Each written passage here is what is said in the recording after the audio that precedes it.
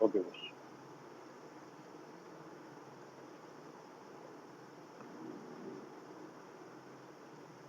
Forgot.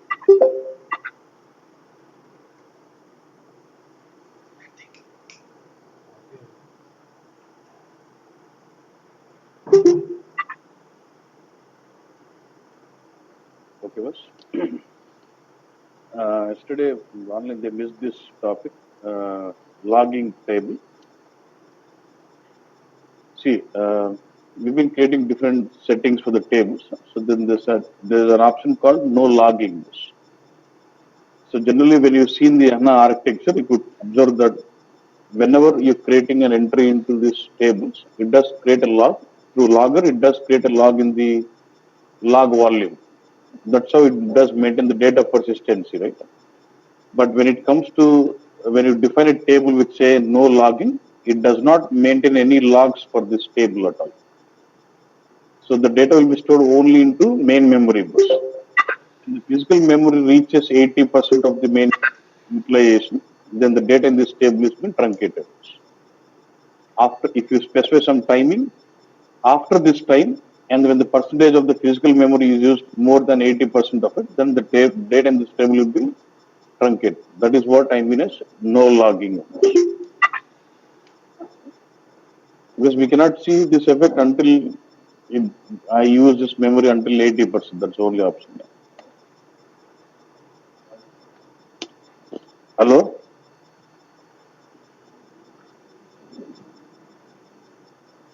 Unmuted. Muted. Hello?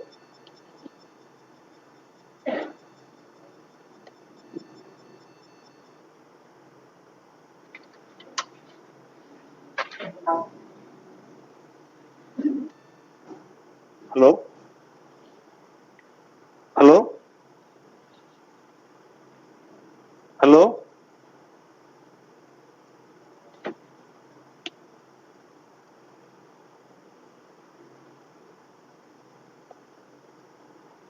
వాళ్ళకి వినిపిస్తుందంట. Hello?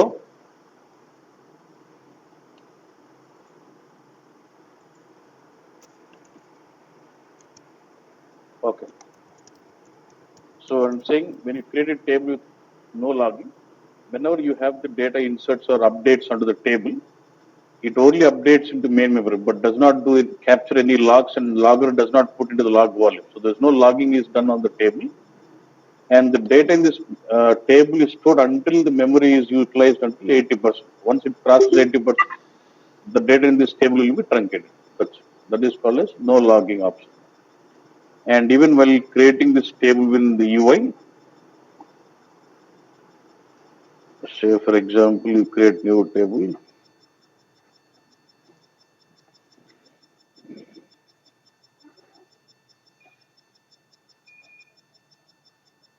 If you go to this further properties, you have the option here. What is it? No log. So even with the UI, when you're creating it, you have the option as setting it as no logging also. That's fine.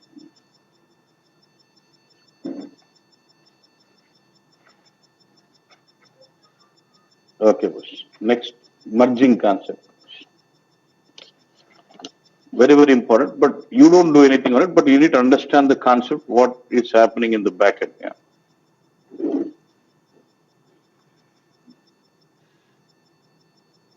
See, you'll find this when you go to Google and say type in SAP HANA Delta Merge, get to this PDF document. You just go through on that PDF, but I'll just get you this. Look at this.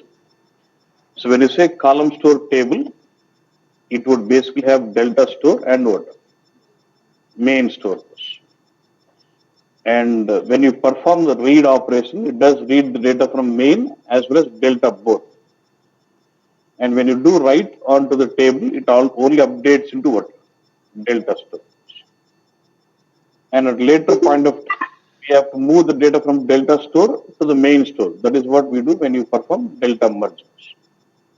When you perform the process called delta merge, I don't know.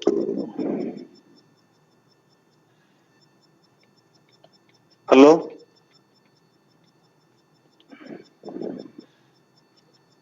Hello? Okay. When you do write, when you perform write operations, it does do write data to delta table. And when you do delta merge operation, it does move the data from delta store to the main store table. Because delta store is more optimized for writing, which is not compressed.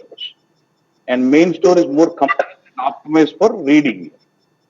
Okay, so since delta is optimized for writing, all your write operations take place to delta store. And when you perform delta merge operation, it does move data from delta store to main store. Okay, boss? Okay, and if you get it clearly what happens when it is happening, like say, okay, so when delta merge is happening, is it locking those tables? Are those tables or something? Now look at this process. If you get into depth of how what happens during, now look at this. Let's say now I've created a column store table, which is in main. It does have main one and let's say delta one. Initially, let's say I just created a column store table. It has got main table, delta table. And I'm referring this as main one and delta one. Okay. Let's say I inserted 5 records and I've done the merge. So all the 5 records should be in which table now?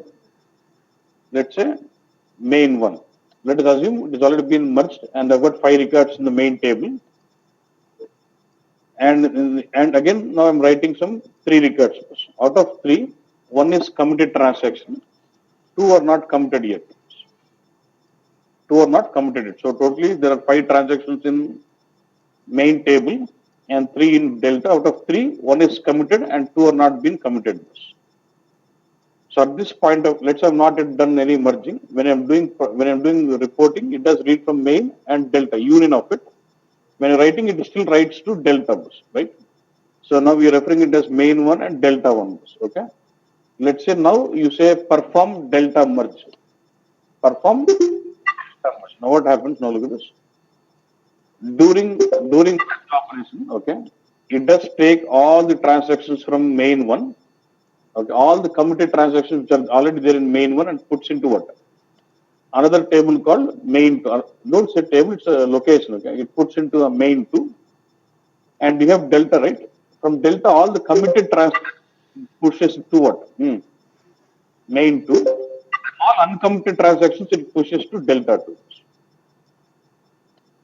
What are the transactions we had in main one? It pushes to main two.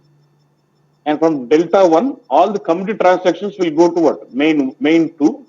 Uncommitted transactions of delta one will go to delta two. And immediately when you're writing, even during merging process, if you're writing data, it will be using what? Delta 2 for writing. You don't have to wait until the merging is happening. Immediately delta 2 is created and you can still be able to records, but it goes into what? Delta 2 store. But even during this process, your read operations on what? Main one, delta 1 for committed transactions in delta and uncommitted transactions from what? Delta. So even during my merging process, if you're writing records, you can still be able to access them for reading also. Because I'm still referring data from main one, delta 1 and delta 2. And once the merging is done, all the data has been moved now to what? Main 2 and delta 2. And the main 2 and delta 2 will be active now. And main 1, delta 1 and the main 1 will be freed up. Like this, it keeps formulating the new main, new delta, new main, new.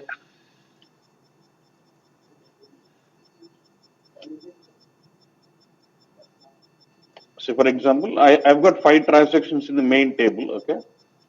And let's say delta has got 3 transactions. Out of 3, 1 is committed and 2 have not been committed transactions. Okay? So when you do reporting, now you will still be able to get those 8 records now. Okay? Let's say because it does read from main and delta bus. Let's say now you trigger the delta merge process. Even, okay, let's say you're triggering delta merge. What does the system do? All the data from main 1 is pushed on to what? Main 2. And all the committed transactions of delta 1 is also pushed on to main 2. And uncommitted transactions of delta 1 is moved on to delta 2. Okay, and then main 2 and delta 2 becomes active, and the main 1 delta 1 is freed up now again. Like this, it keeps formulating new main, new delta every time you perform a merging.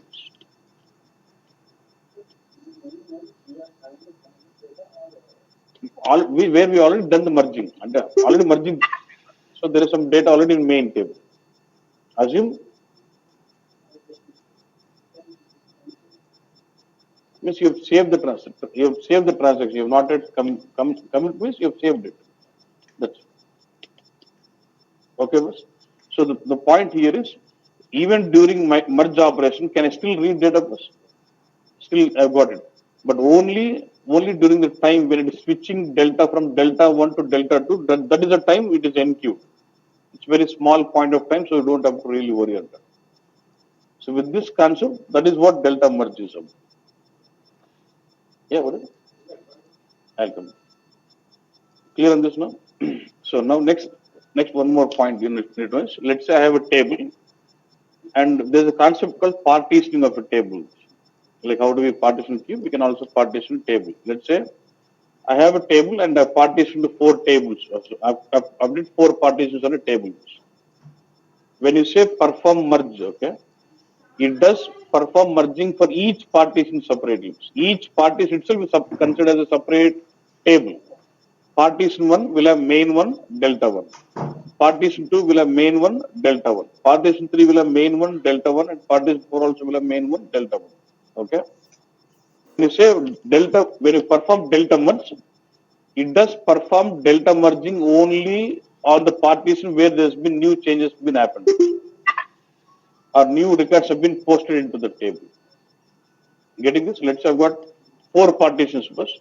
Each partition will have a separate merge operation first. Each partition will have its own main table, delta table. Okay. So when you perform delta merge on a table, it does perform merging only on the partition which has got a reflection with new data in it. Otherwise, no. If there's some new transactions have come in, only then the delta merge is triggered for the partition. Otherwise, no. That's again important. So what they say is, suppose I have a single table with no partitions with huge data in it. Let's say I've got 1 million already, 1 million records where merging was already done. Now I add 2 more records. So I'm a processing delta merging on the entire set first because there's no partitions now. Let's say I've got 4 partitions. Already, let's say for 1 million records, merging was done, and I moved this into partition 1. Now, the 2 new records, what you added, let's say they come into partition number 4. And when you say merging, it will trigger merging only for partition number 4 or all the partitions first? Only 4. Then how many records does it move from main to delta or main to another main? 2 records. So, when you do partitioning on a table, will it speed up the merging operations? When you say speed up, it does only perform merging on the partition where there's been new reflections of this. Clear this? Now, question is, he says, what is the advantage of doing merging? What is that merging doing? It moves from delta table to main table. First of all, my question: why should we have delta table or delta storage? Because we wanted a column store to improve the reading operation, but the problem is it does affect your write operations. To speed up the write operations, we have come out with the concept of having delta and main, but there should be always a mechanism of pushing data from delta to main table back. You getting what I'm saying? See, delta merge, we are not doing it for improving some performance. The concept is, in a column store table, it is good for reading, but bad for writing. To overcome this problem, SAP came out with the concept of delta and main store, where delta is uncompressed, main is more compressed. So what we do when you do delta merge, it is moving from delta store to what? Main store, and you are basically compressing the data. That is one advantage you get. But ultimately, it's an operation. We are not doing it for some performance.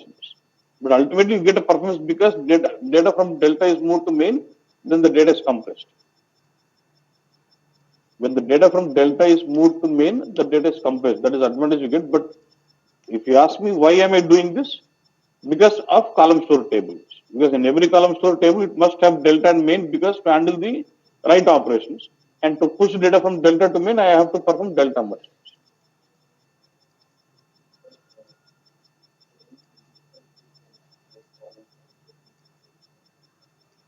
only for column store table it does perform merging.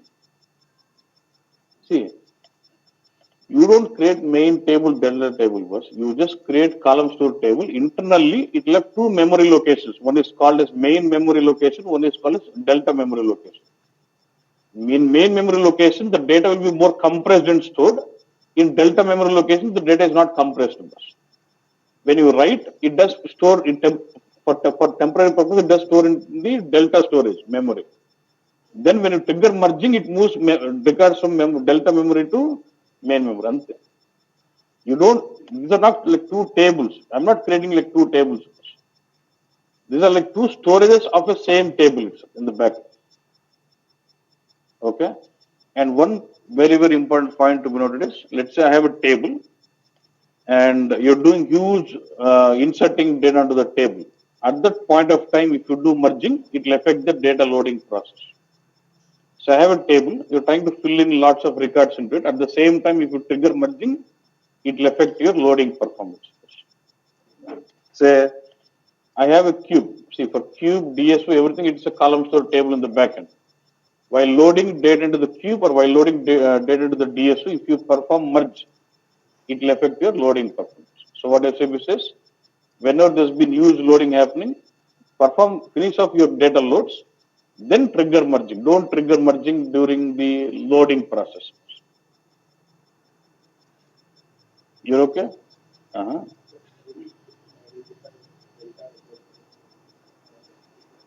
See, okay. See, what's it? This is a column store table, right? See, the same table has got some memory allocated for main storage, and what is this here? Delta storage. It's not two different tables. It's the same table which allocates certain memory as what? Main, some memory as what? Some memory location as delta. And the delta memory locations are not compressed record. They just stored record by record like that. And for the main, it's more compressed. When I say compressed, you remember, if I have column values like, it only maintains distinct values only. If I have 10 million records with regions like south, north, east, and west, it does only store only 4 times instead of storing 10 million times. That is compressed mode in main. In delta, it is not compressed like that. So when you perform write operation, it does go into what? Delta. Then when you perform merging, it takes this data and pushes it to what? Main. Then the data is compressed. Okay, and why am I doing all this? Because I need to improve performance of a write operations on column store table. And I'll have to perform merging only after the complete data loads are done. So while inserts and merging should not be done at a time, it will affect your loading performance.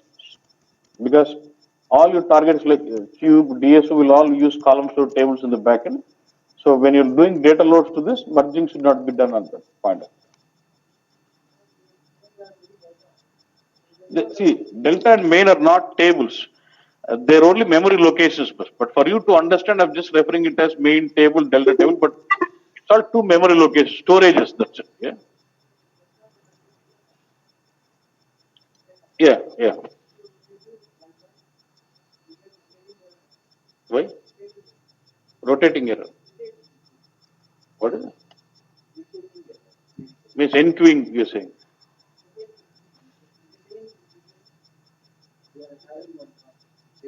And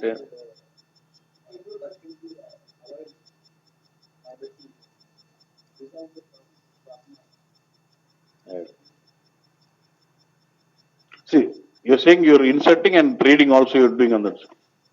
So what is the problem? See, for reading, the tables are not logged. So the tables, when you read the table, it is not enqueued. What is the problem in writing and reading on the same table? If multiple writes are happening, then what happens? After one write, the next write happens. But when you read and write, you can go on simultaneously on a single table because reading does not enqueue the table at all.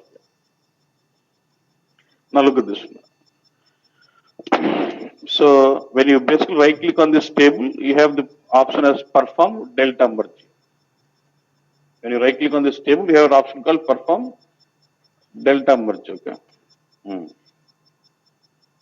Now look at this. Let's say I create some tables.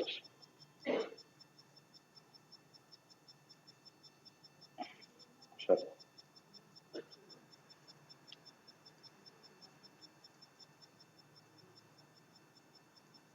Hmm.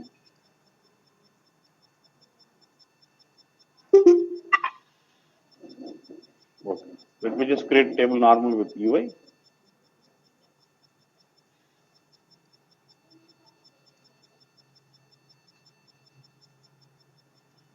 Column store, EMP number, EMP. Okay, that's a simple table, and I've done nothing. Okay.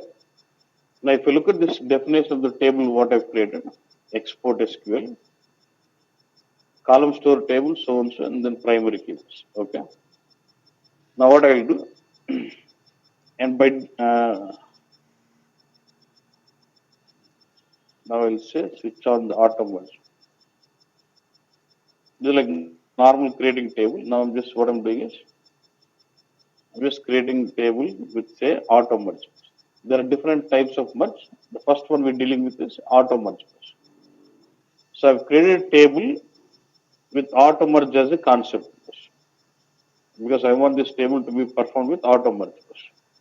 Auto merge is enabled on it. So when you say, okay, let me just create this. So now I should have the table EMP merge.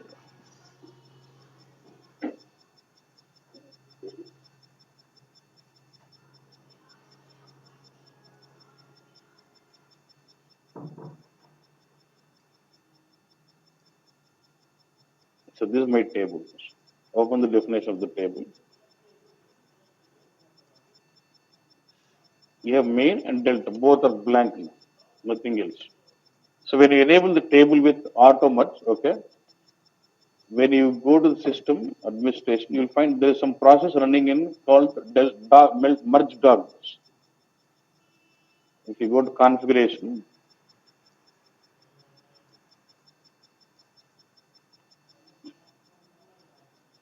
in the index server, you'll have a process called merge dog, which is running in the backend as a process.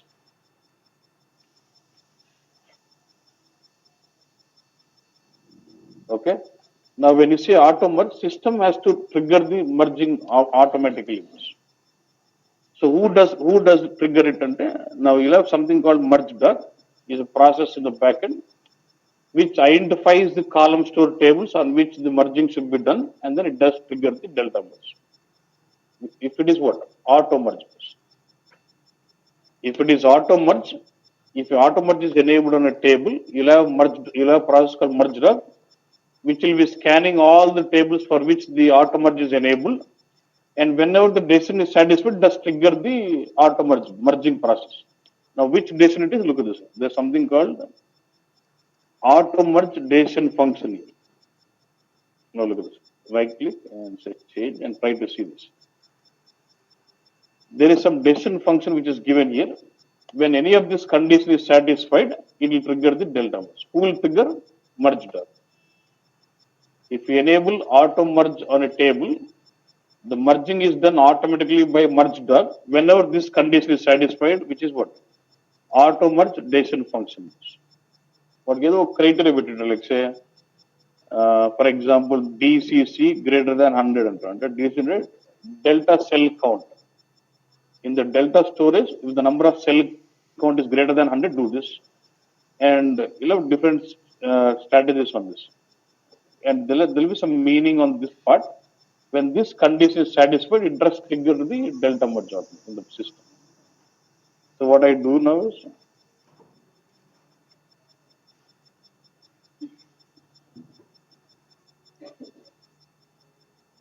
hmm, I'm inserting.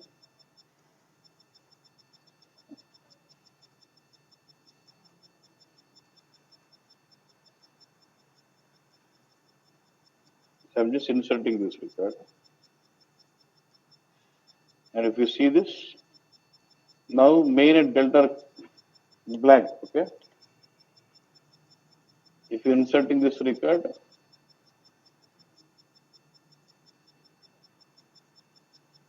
now where is my data written to majorly? Just increase my delta storage, not the main. Eh? Mhm.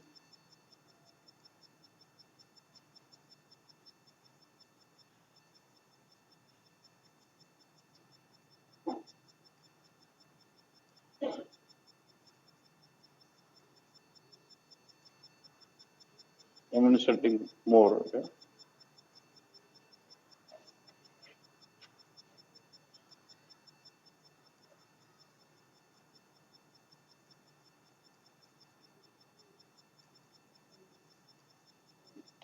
Still, it is increasing only size of delta.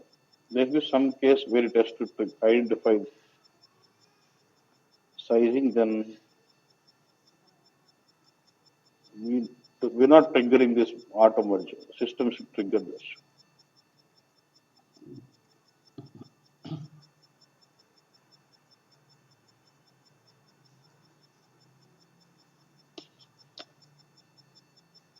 Mm-hmm. Which column?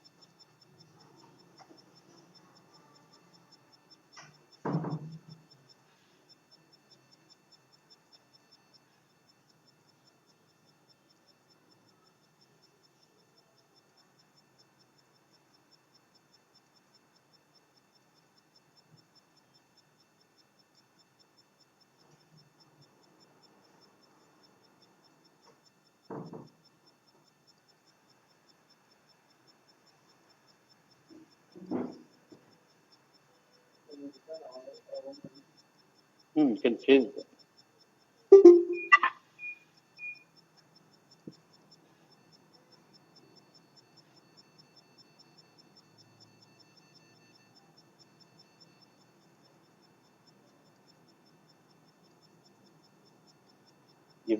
Even now it doesn't work, I'll try to change it.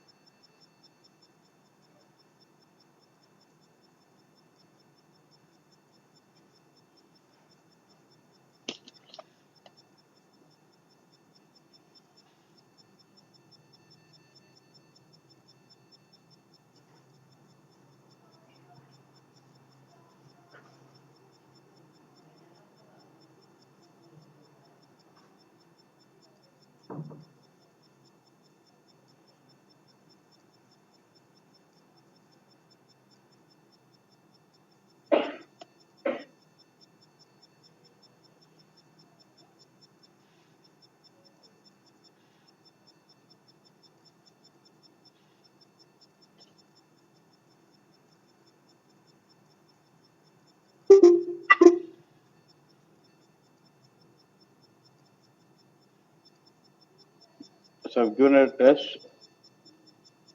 DMS means delta memory size. So if delta memory size is greater than 300, it has triggered this. Okay. So now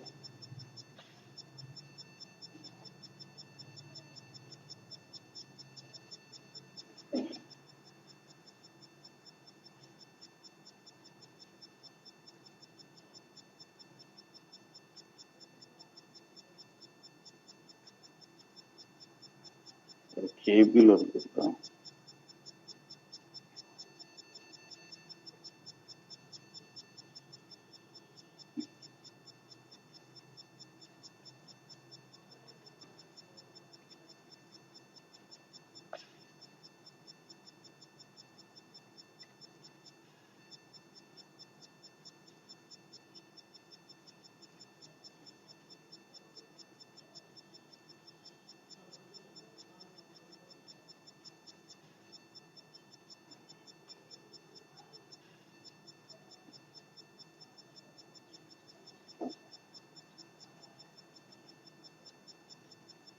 And R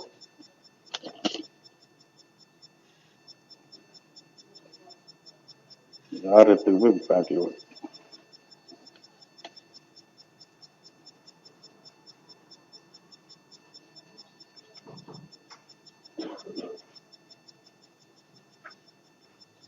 One second. There's a logic here. Logical. This is one condition.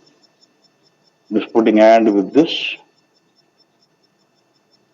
or this one. So there's a condition within this. Here it is ending all the conditions.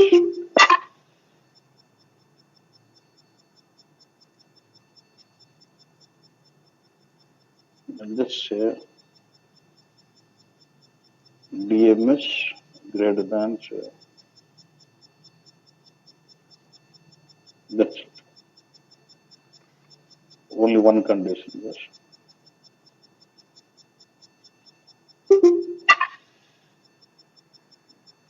Okay, I'll perform it manually. Right click, I'll save it. Okay. Perform. Actually, it has to be done automatically by the system when the condition is satisfied. I've done that. Then look at this. So what's happening? It is moved data from delta to what? Instead of me triggering it, system should do that automatically when the condition reaches that satisfaction. Okay? No, we don't schedule it. If it is automatic, system will be taking care of doing it. Manual, I'll come. Then there's something called smart merge bus. When you say smart merge, it's you are going to trigger the smart merge. System will not identify it automatically. In that case, you will have to explicitly trigger the smart merge through SQL, or if it is BW with Hana, you'll have a process, say, new process type called delta merge. Then through that, you trigger it. Even if you trigger smart merge, again, smart merge also will have some decision function. Only when this is satisfied, it does trigger the smart merge, otherwise no. Auto merge system will trigger the merging automatically by the system. And smart merge is what triggered by you. So if you are triggering smart merge through SQL command or some BW process type in process chain, it will perform only if this condition is satisfied, otherwise. Again, smart merge also will have a separate destination function.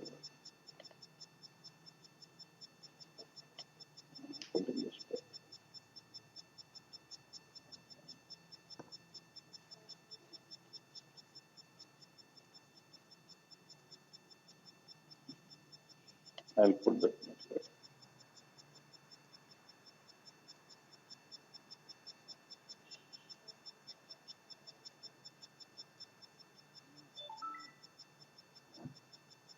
Okay. Like this, you'll have auto merge and smart merge are different types of merges. But if you go down, see there's something called auto merge, which is see this is auto merge, and there's something called critical merge.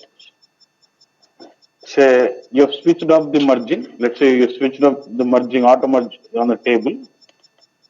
When you switch off the auto merge on the table, system will not take care of merging. You should do the merging, and you never done the merging at all. If it reaches some extreme case, system will trigger that merging automatically. That is called as critical merge. Even though auto merge is switched off and you never perform the merging, the delta size is being peaks, then system will take care about merging. That is called as critical merge. So auto merge and critical merge both will be taken care by automatic system processes, which is called merge dog. Okay. And there are other merges like hard, forced, smart merge, and memory merge. Again, when you say smart merge, it's an event which is triggered by the user or from the SQL command or through process type in process chains. When you do this, even then it will perform merging only if the condition is satisfied for what? Smart merge decision function. Now when I say hard merge, when it trigger merging, there should be no decision function should be checked. It has to do merging. Now when I say right click perform delta merge, that was hard merge. No condition was checked. Straight away I'm performing the merging. Don't check any condition. Straight away perform the merging. I can write a SQL statement, perform delta merge and the delta merge on it. And right click go to perform delta merge on it. That was actually hard merge. And then there's something called forced merge. Okay?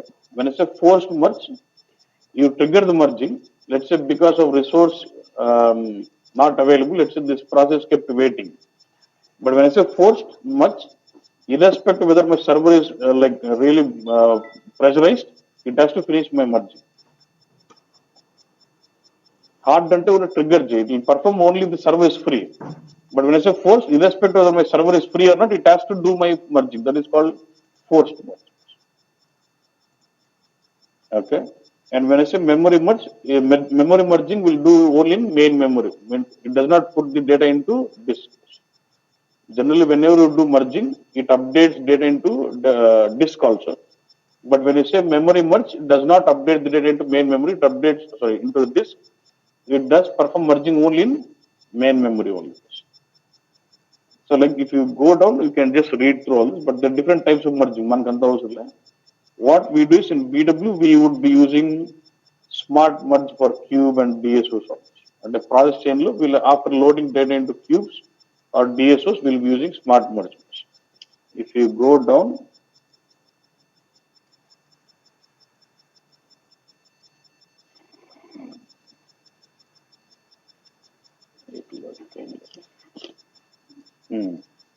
see, for PAC it does use what?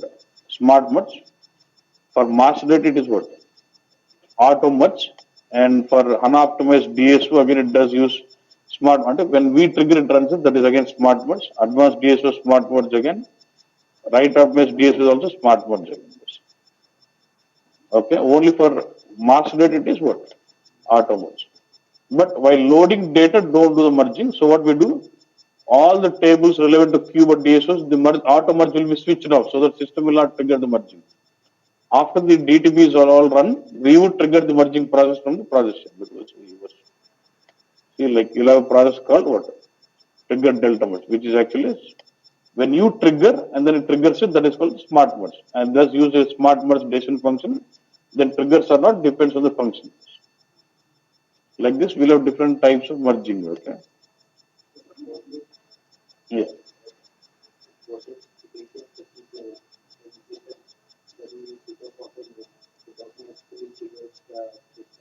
Yeah. Peaks అంటే extreme అన్నట్టు అంటే these actually we have some like one table can hold 2 terabytes of data. So your delta store, if the delta store reaches 2 terabytes of size, then the critical merge comes. Otherwise, no. Okay. And even if it triggers, nothing happens. Your loading will go, the performance of the load will go down. That's it. It does not disturb any data. Only thing is the performance of the load will go down. That's it. Even critical merge triggers in, your performance of data loading to the queue will go down, but ultimately data gets loaded. No issues. Okay. But here I'm not doing any merging. Just by using this, whether I'm just switching off the auto merge. When I say no auto merge, what I'm doing, I'm switching off the auto merge. And if you say auto merge, if I just use a keyword auto merge, then what? I'm enabling auto merge. That's it. And we will see when triggering when you see this data manipulation statements, we'll see how to do smart merge, how to do hard merge, all this. Yeah, there will be something like perform delta merge with parameters as smart merge on until it becomes what? Smart merge. That's it. But don't worry about triggering merging. No, just enabling the table for auto merge or no. If I say no auto merge, what? We are switching off the auto merge on the table. And when you say auto merge, just without no, then it is what? Enabling auto merge on the table. That's it. Then if you enable auto merge, what happens? Merge dog will be triggering the delta merge process automatically based on the decision function of delta merge function. That's it. And if you say no, the auto merge is switched off. You have to explicitly trigger the merge process through either SQL command or some, if it is BW on HANA, you have to trigger through what? Process chain process. This is nothing to do with the performance. It is only because column store has to move data from delta store to main, because delta is uncompressed and it is not optimized for reading. So you have to keep pushing data into main. As long as the data does not come into main, the read performance will be slow because the delta is not optimized for reading. It is only optimized for writing.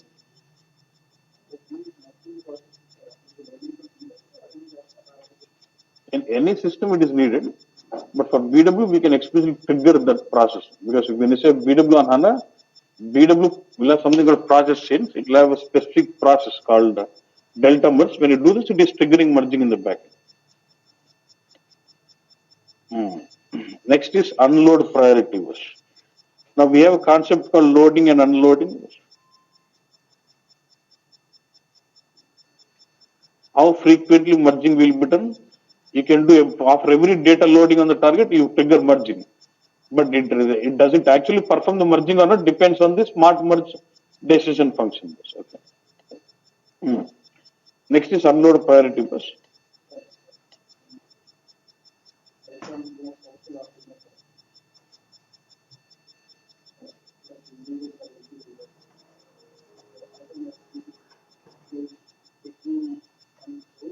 Yeah, yeah, yeah, yeah. That's what I'm saying. Even if the delta merge happens during write operations, the table is logged only for very short durations of when you're switching from delta 1 to delta 2. Otherwise, you're not logged. So you can still continue writing out. The load and unload bus. When you say load the tables, you're loading from disk to main memory, and when you say unload, you're unloading tables back from main memory, out pushing out of memory out of. So when you right click on the table, you still have the options like load into main memory and unload from main memory. Unload means you're removing it from main memory at all. Load means from the disk you're loading it back to main memory. That is like operations. No, but what I'm doing here is this is not we're not operating the table. We're not manipulating the table. When you say unload priority, while creating the table itself, we can specify something called unload priority. When the number we can have priority from 0 to 9 bus. Lower the number, it means it holds the table back in main memory. And higher the number, if there's some constraints on the space, it pushes them out from the main memory. Let's say now I've got lots of tables into main memory bus.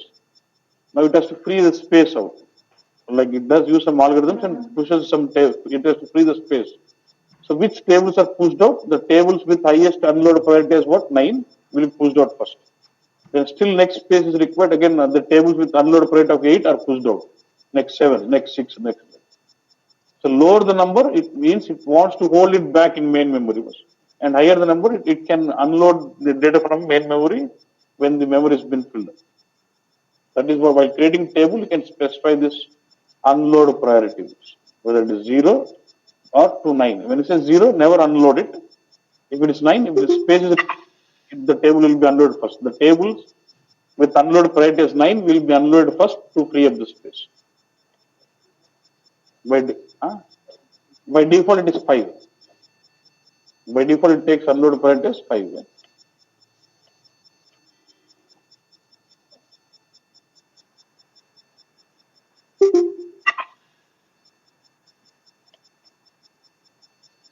So you just say create table so and so, then you will say unload priority 0. So this table will be never be unloaded because I'm saying 0. Right?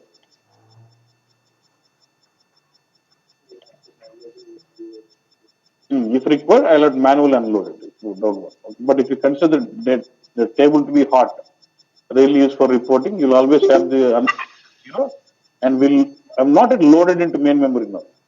I've configured table with unload priority 0. If this table is loaded, then it will never be unloaded until the memory is completely, other tables have been unloaded.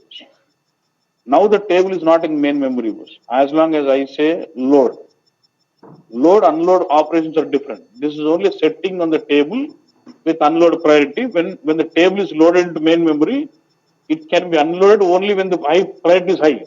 Like the tables with priority 9 will be unloaded first when it needs to free up the space. And it slowly comes down. When I create a table, is it data definition or not? This is not like manipulation. Okay.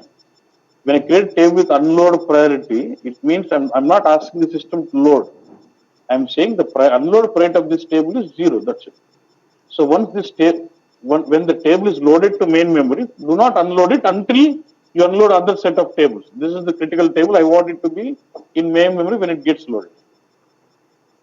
It unload priority 0 పెట్టి table create చేయడం వల్ల table main మెమరీకి రాదు ఇప్పుడు.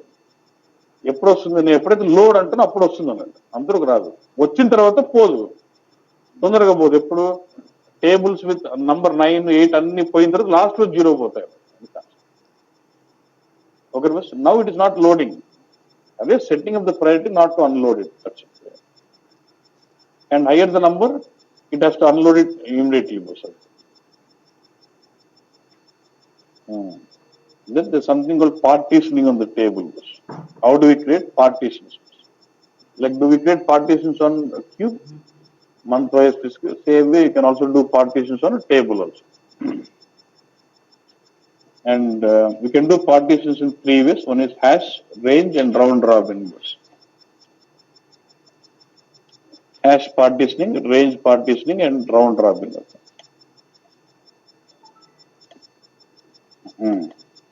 Say, when you say hash, say, let's say I've got certain column like employee ID, some primary key column.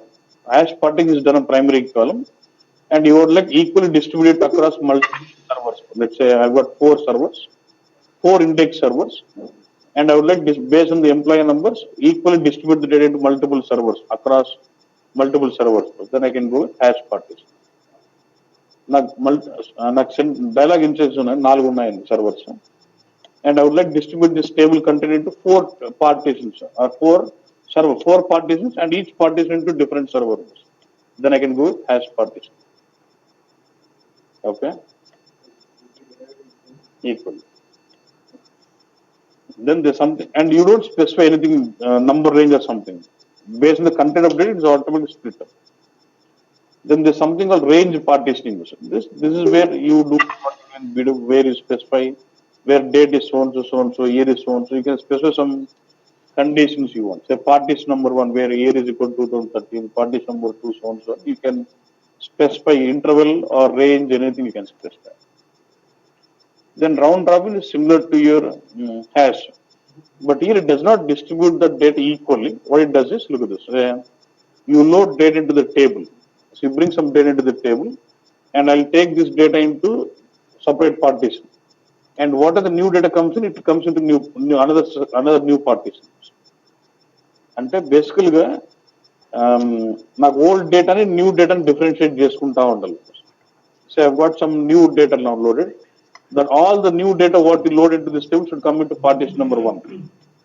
After I perform some operation, it has to go into a partition number 4 or partition number 3 something. When you want to control those kind of operations, then you go with round robin partitions. For example, if you look at your info cube in BW, I have a column store table with 4 partitions with round robin only. So it will have 1, 2, 3, and 4 bus. When you load data into the cube, it actually gets loaded into partition number 1. After you say compress the cube, when you have compression concept, then it does move data from partition number 1 to partition number 4. Again, if you load new set of data, again new set of data will come into partition number 1. Again, when you compress, again partition number 1 data will go to partition number 4. Basically, you want to distribute the size of the table based on the new data being loaded and the old data. You go with round robin part. That is not equal distribution. Hash partition is equal, but in round robin, I would like distribute like new data coming in, old data coming in. I would like separate those records based on the partition. Then you go with what? Round robin. Koth records, path records are differentiate jello when partitioning. Then you go with what? Round robin partition. అంటే నీ application specific గా logic ని బట్టి ఈ data ఈ partition అది ఆ date అట్లా నువ్వు కంట్రోల్ చేసుకున్నప్పుడు you can use round robin partition. And partition is very, very important. When if I say the maximum size of a table could be 2 terabytes, if I need to handle more than that, then it comes like each partition can have 2 terabytes. So if I want to hold 10 terabytes of data, then I can create 5 partitions, and each partition can get up to 2 TB. And the one table size is equal to nothing but one partition is itself is considered as a separate table. And creating partitions will also improve the performance for your delta merging also. Because delta merge will be performed only on the partition where there is got new data loaded. So now, how do we create hash partitioning? This is all.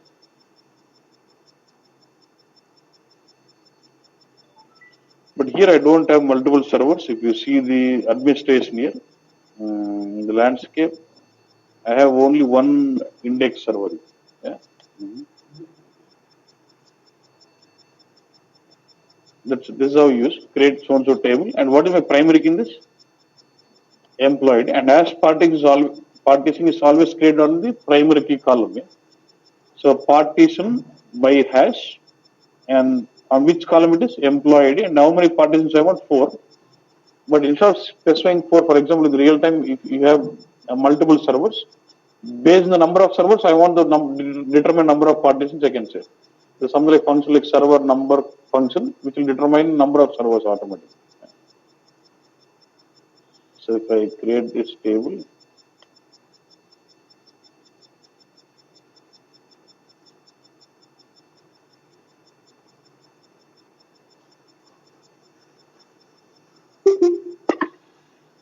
sorry.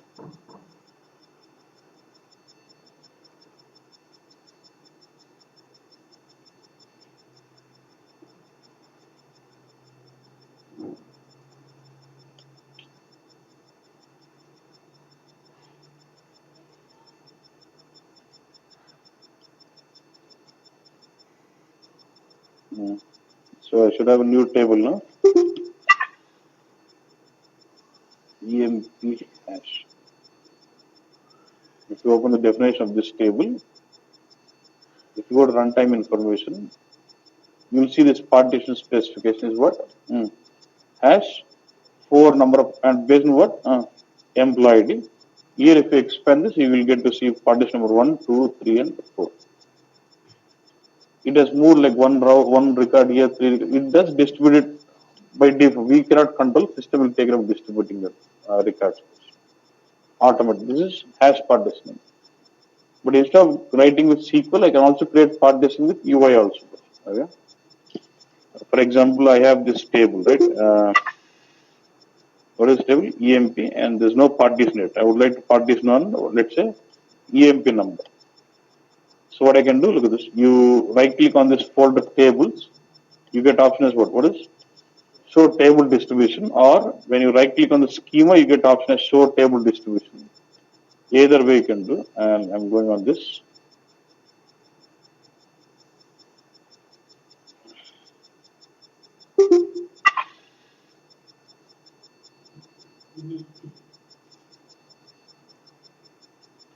This is my EMP table, yeah. Okay. This is the table I wanted to configure. So right click and say what? Partition table.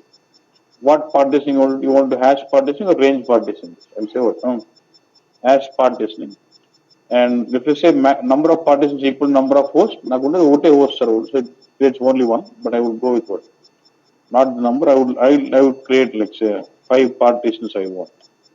Okay. That's so I want hash partitioning, and number of partitions is 5. Next, will ask you, so it will only allow me to select employee number only. There are other columns in the table, but only primary key is allowed for hash part. This is a column on which the partition must be created. Say yes. That's it. It is as good as altering your table by creating partitions here. Now, if I see, yeah, both have to be considered. So if you go,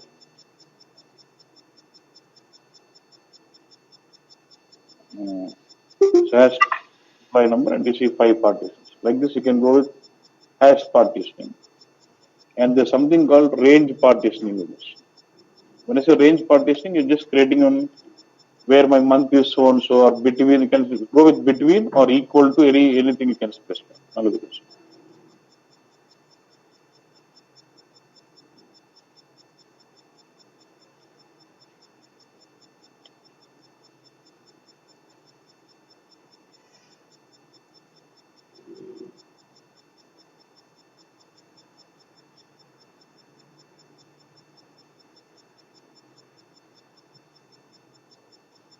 I'm just creating this table. This is where it starts now. Till here it's common. You're just specifying all the. In this case, my order ID and order date both are primary key. And from here, this is till here the table setting is done. Now I'm starting, let's say, partition by range, using which column? Order date. And I want one partition as what? Between 1st of Jan 2015 till 1st of June. And then there's one more partition value which is explicitly equivalent to what? 15th July 2015. Equal to bit between bit range anyway is possible. And there's one more partition, other session means what? Anything which does not fall in partition max, anything which does not fall into this partition will get into this other section. So create a table. So I should have a table called range part.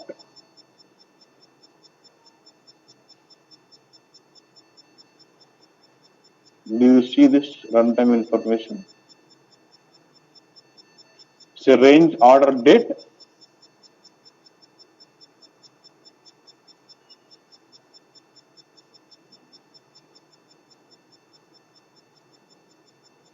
So if you go to range order date, if you expand this, you see 1, 2, and 1 is for the date range. Look at this. From 1st of to till June, and then there's one more equivalent to 15 July. There's one more for others. And if you see, the row count is 0 because I've not done any inserts on this table.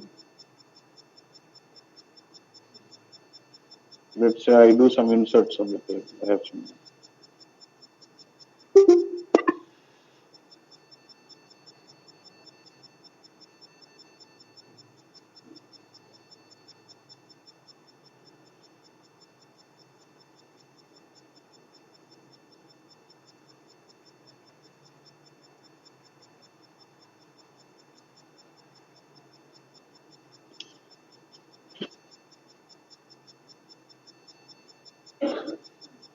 If you see this,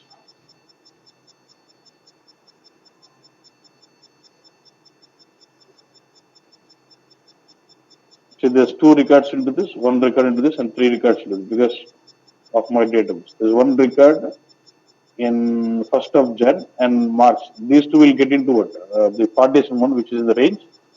This is in July 15, so it gets a second partition. All these 3, July 15, July 15, all these will go into partition equivalent to 15 July. And this is in 2000, sorry. This is all 2016. This all will go into third partition, max. And same we can also have partitioning on month wise also. Look at this. I've got so I've got date. Based on the date, I'm going to derive month and specify it now. Look at this.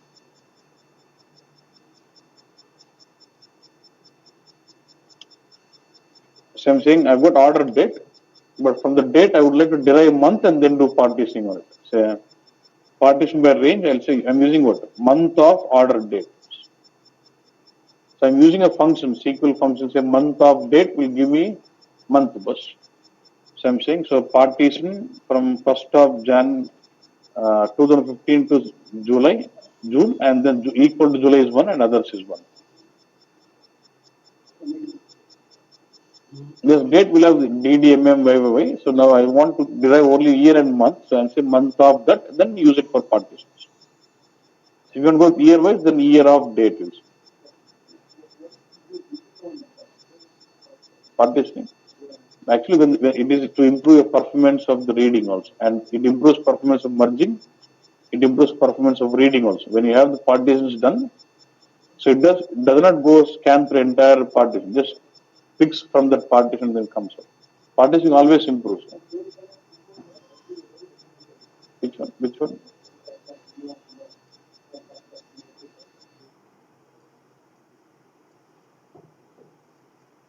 This is for improving your read performance on the table. So this is how you can do it on the month wise.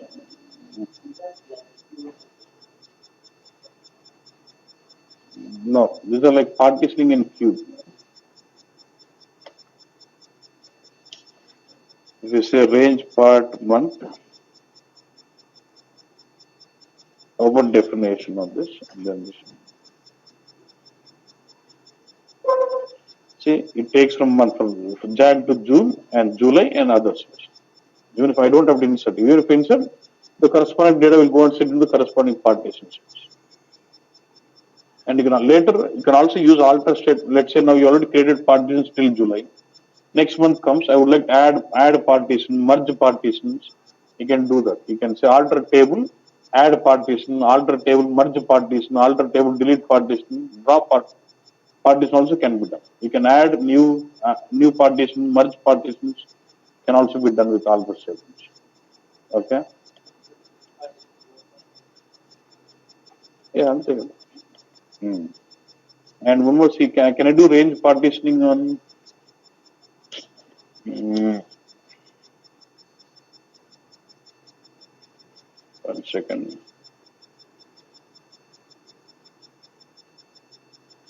001. Mm.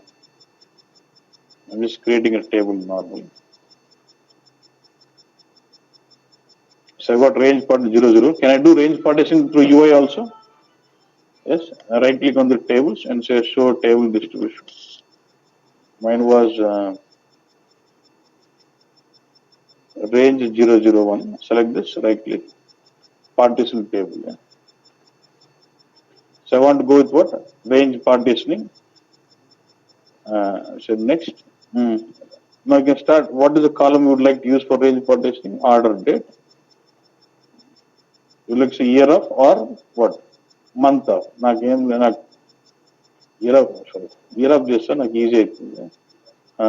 Add partition one. 2000. 2005. 6. 14. And I want one more single value. And intervals ఇచ్చుకోవచ్చు single value ఇచ్చుకోవచ్చు least anything you want. ఏంటి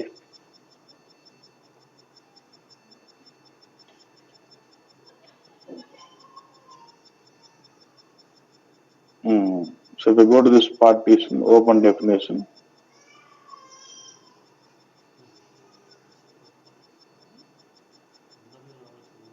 So, okay.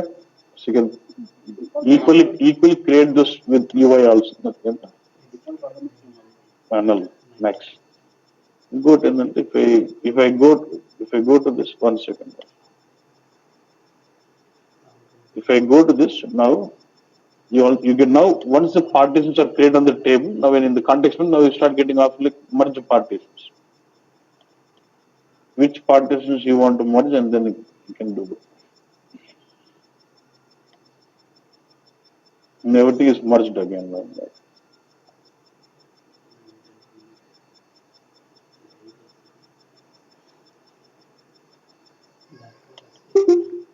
Okay. Yeah, what is it?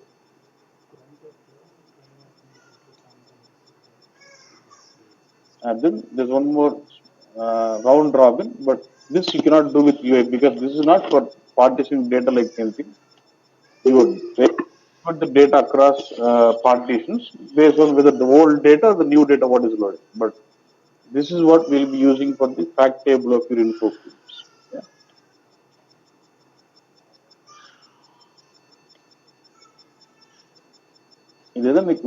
If you have some operations make sense, but so I have a table. See, we use this round robin partition also to distribute the data because the size of the table is huge and you would like to distribute this size to multiple partitions. But it does not distribute the data equally. The old data, what is already loaded, it will store in one partition. And what are the new set of records you load, it will be putting into a new partition. Semantical, some inventory on this. Initial stock అంతా ఒక partition like కావాలి. I want movements into one partition. I would like to distribute that way. Then I can use round robin. You will create 4 partitions first. Programmatically, you will be using, okay, I'll store this data into this block. I'll store this set of data into this block. Because I don't want my system to decide which data should go into which partition. At the application level, I would like to explicitly control, okay, this data should be in partition number 1. This data should be in partition number 2. As it is, I'll create 4 partitions or 10 partitions first. In the programming, I would like to control, okay, this kind of data, yes, you put in partition number 1. And this kind of data you put into partition number 2. This kind of data you put into partition number 2. I want my application to leverage those partitions depending on the requirement. For example, if you look at cube, so I deal with inventory, it says when you load initial stock with the BX, it is put into partition number 3. Sorry, partition number 2. If you load movements, it will put into 3. What application handle this? Your ABAP programming will be handling which data should be put into which partition. You just create round robin, that's it. Like this. Partition by round robin and number of partitions what you want. And you cannot create this with UI. This has to be done with programmatically. Partitions by round robin. Check network connection.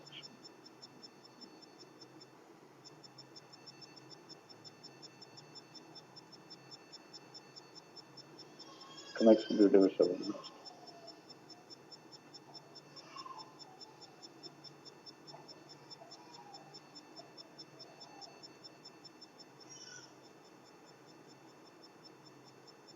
We'll run this tomorrow, that's fine. Like this, you have three types of partitions: hash, range, and round robin. But there's one more point about multi-level partitioning also can be done.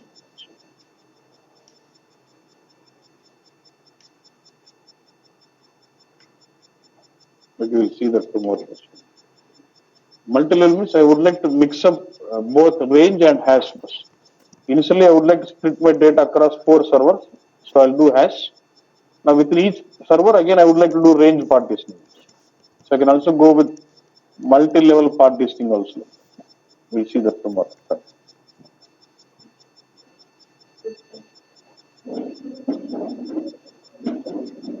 Yeah, I'll share those text. Yeah, I'll share those text files. Yeah.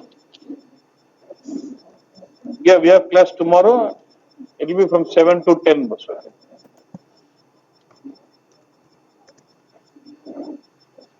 It will be 7 to 10 tomorrow. Yeah.